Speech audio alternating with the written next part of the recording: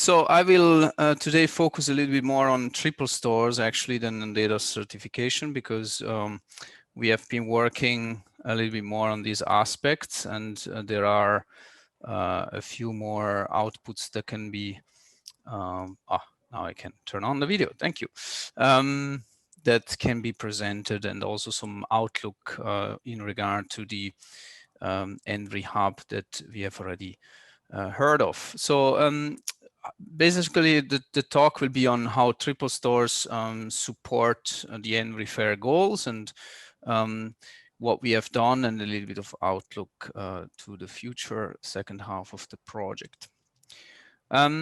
Quick introduction, since some of you might not be familiar with triple stores. So triple stores are a kind of database technology, in particular for linked graph data, so in particular for RDF data.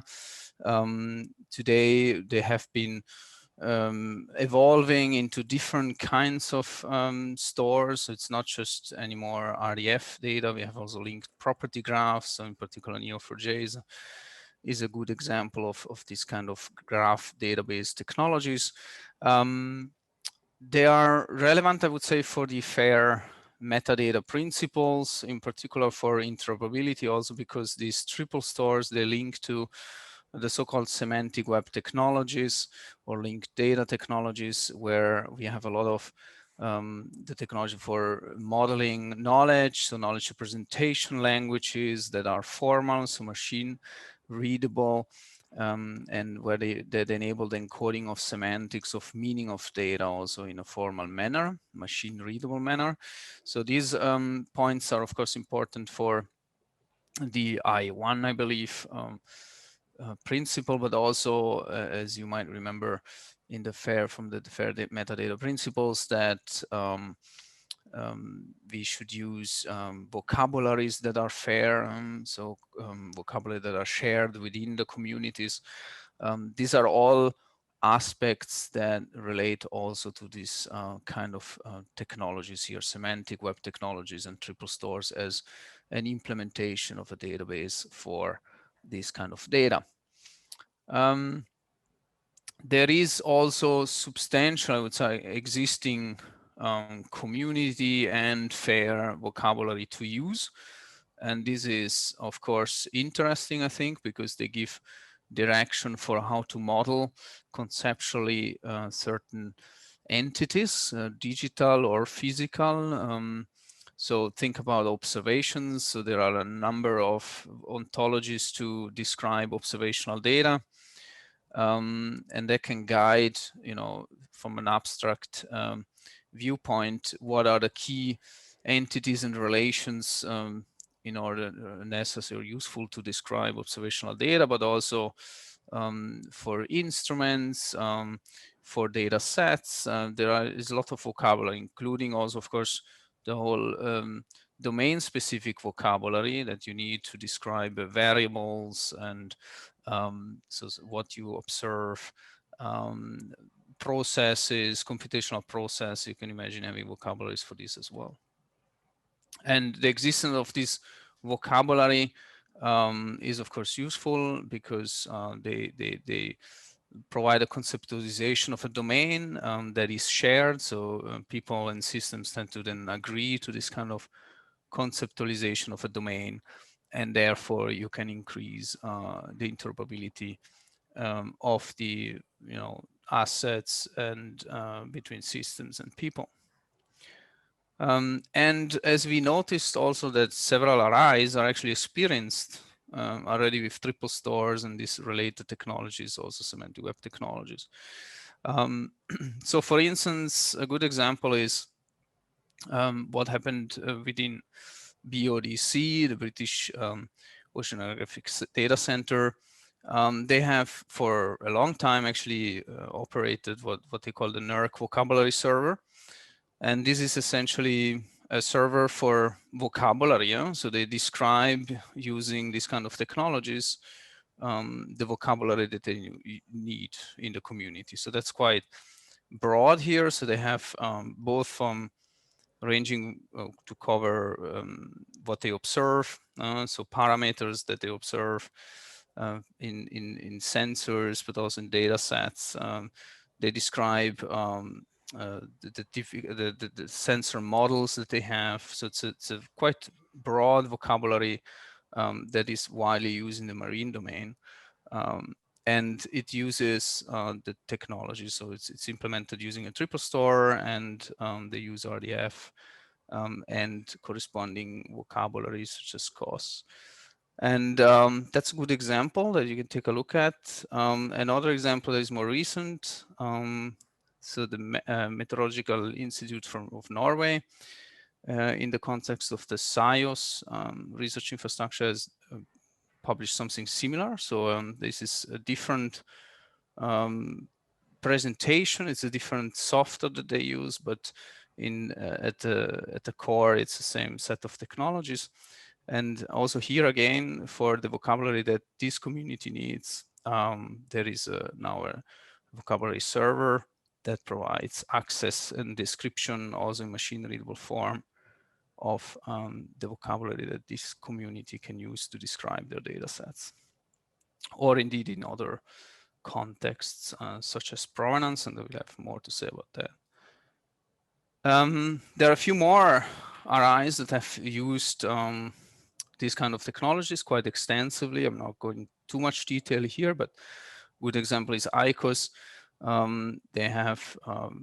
They use RDF technology and SPARQL endpoints to provide access to these data extensively for quite some time, to in particular the metadata about the data sets. Similarly, ANAI, and I think some of these colleagues are also on the call here. And ENVRI also more recently have used these kind of technologies to describe metadata. So I mentioned, in addition to the existing vocabularies for domain-specific vocabularies, there are some vocabularies that are also more generic, but they are useful to describe certain aspects in RIs. In particular, for provenance, there is and we have looked at the provenance case quite extensively now already for some time. And as you probably know, there is what is the so-called PROF model as one model that conceptualizes how to capture and describe metadata about provenance. And this model has been driving quite a bit of interest, I think, in RIs, also because capturing provenance metadata is an important task for RIs. And of course, the provenance model, at least the W3C provenance model here, links strongly and closely to triple stores and these kind of technologies. And therefore, you have sort of an adoption also of RDF and triple stores, because not necessarily because RDF is a great model, but because they need provenance, and there is a model for provenance that is strongly linked to this technology, and therefore this drives also the interest and potential adoption for RDF and triple stores. Yeah, and we have worked also with various RIs nowadays already on provenance, largely to provide some examples how this can be implemented, so that RIs can take a look at this and learn from these examples and think, okay, what does this mean for our, concretely for our RI and for our data centers, and also the workflows, and how do we eventually capture provenance in workflows, which is of course not an easy task. So this is to implement this well and at a certain granularity also is of course something that is not entirely trivial. Another aspect where I think RDF and triple stores and this kind of semantic web technologies could play a role is within the context of the ENVRI Hub, and we have heard of the ENVRI Hub already. In particular, as a catalog of assets. So essentially, you can describe using these technologies assets such as data sets and services, and of course other entities, RIs, people, and so on. So it's a very generic way to describe things and resources. And I think also here triple stores could have a role, and we are exploring this potential role in the context of ENVRI FAIR. And to be a little bit more specific, so there is a standard or recommendation vocabulary for describing data sets and catalogs of data sets and also services called DCAT. And we have heard from Keith already about extensions and application profiles.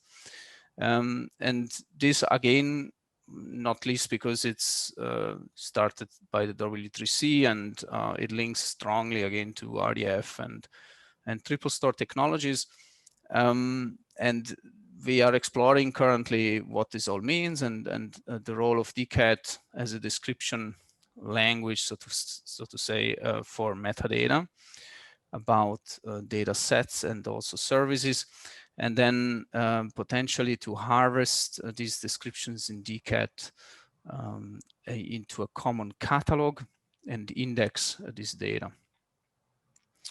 And here we have worked on a prototype example that demonstrates this a little bit by asking kindly a few RIs whether they are willing to describe some of their assets, in particular data. We are focused now on data sets, and some of the RIs here, so 3 RIs have contributed to this. So they have joined the exercise to demonstrate this and described some of their data sets in DCAT and provided access to this description on the web, so that we have developed also or deployed an instance of CCAN, which some of you might know. It's an open source system where you can relatively easily deploy a catalog of assets, in particular data sets. And interestingly about CCAN is it also implements the harvesting for you, in particular based on DCAT. So it's relatively easy to deploy such a catalog, assuming that member RIs publish their description of data sets in DCAT and provide access to this description on the web. So we did this, and essentially you have then as a result a catalog where users but also machines can explore and discover assets, data sets, and potentially also services across the RIs in the ENVRI community. Yes, that's it from my side.